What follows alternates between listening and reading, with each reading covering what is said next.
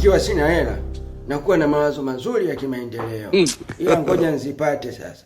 Pesa zote na muhonga Mwantumu. Kama bwabwa. Huyo kashapiga.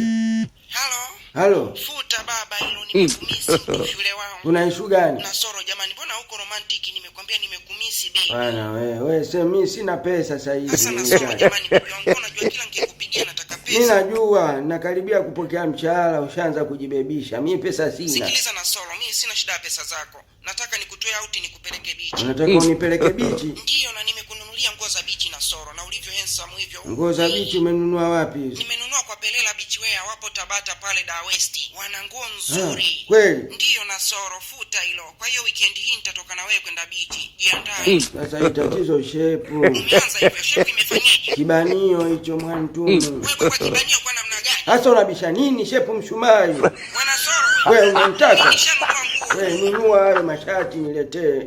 Nguo za bichi niletee, lakini swala la kwenda bichi na wewe uniache.